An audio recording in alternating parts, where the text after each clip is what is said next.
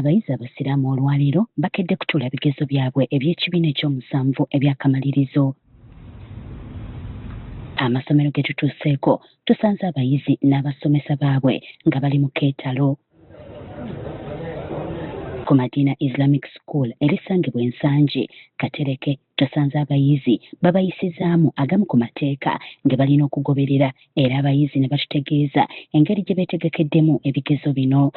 Twasomye ebitabo, twasomesa era twalivayizinza ebimala tugenda kuyitatisha ebitabo kirangizesabade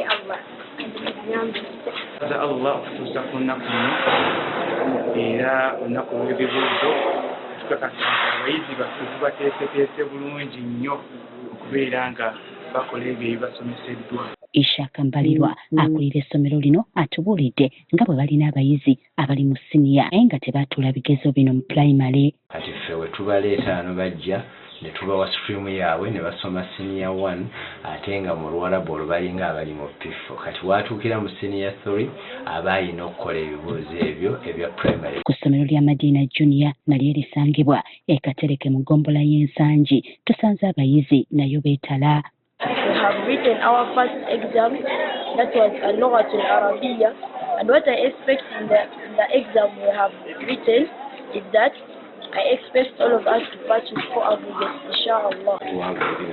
Kubanga abaana baffe era batukidde ku lunaku nakola ebibuuzo nga bonna bali bulungi nga bonna almost bali mu ddala bisooka bonna kuba tukola papers ez'enjawulo buli wiiki tukola sets 2-3 tumala ne tuddamu. Ku Kabowa Hidayati erisangibwa Kabowa mu ggombolola y'e Lubaga tusanze abayizi beetegekera kibuuzo kyabwe eky'olweggulo ne batubuulira ekisoose bwe kibadde. Okusinziira tekitambudde bubi naye abadde invigilator abadde mukaawo akasimu naye tujjagenda tumumanyira mpola mpola. Ku Zamzam Islamic School e Nabweru abayizi basoose mu swala okwewonga eri omutonzi nga tebannaba kuyingira kukola bigezo. Akulira ebyokusomesa eddiini ku ssomero lino Sheikh Abubakari Bule Wamala akakasizza nti ebigezo bibatuuseko mu budde era buli kimu kitambudde bulungi. Ebigezo bituuse mu budde, abaana nabo beetegeserera byonna bitambudde bulungi. Ku Twahir Islamic Center mu Kisenyi Mengo tusanze abayizi batandise dda okukola ebigezo. Ye Sheikh Kasuja Salim agambye nti abayizi bonna 124 abeewandiisa okukola ebigezo bino ebyakamalirizo basobodde okubaawo kubikola. Ennamba y'abaana abawala yeeyongeddeko naye nga kivudde era ku kukubiriza bazadde butakotoggera abaana bawala. Ne ku ssomero ly'obusiraamu eriyambibwako gavumenti erya Kibuli demonstration nga tusanze abayizi bakola ekigezo kyabwe ekisooka.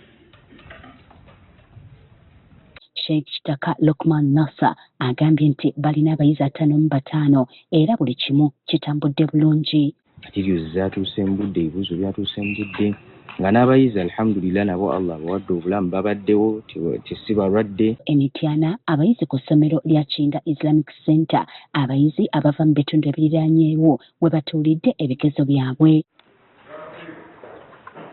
Nabo batubuulidde nga bwe babadde beetegese obulungi okubikola. Tugenda okukola ebibuuzo byaffe eby'Oluwarabu ebya P7 Oluwarabu ngera tusuubira okudda nga twakoze bulungi nnyo ffenna.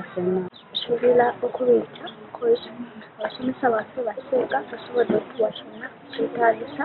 Y'omukwanaganya w'amasomero ag'obusiraamu mu disitulikiti okulimityana Kasanda ne Mubende Sheikh Mohammed Kaweesa ategeezezza nga abayizi bwe beetegese obulungi okukola ebigezo bino. Ebibuuzo bino tusuubira abayizi bano okubikola obulungi okusinziira ku ntegeka ya buli ssomero etegesa abaana abo. Ryan Katabarwa akulira ebyenjigiriza mu kakiiko akatwala ebigezo bino alambuludde ku ngeri ebigezo bino gye bitandiseemu olwaleero era n'akubiriza amasomero gonna okugondera ebiragiro.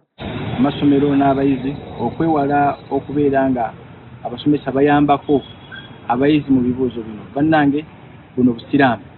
Tetusuubira nti obusiraamu tubeera nga tubuzimba mu mwana. Okumuyambako kiyinza obutamuyamba era mu maaso ayinza okufuna okusoomoozebwa. Ebigezo bino bijja kukomekkerezebwa olunaku olw'enkya n'ekigezo ekya FIC eky'amateeka ag'obusiraamu.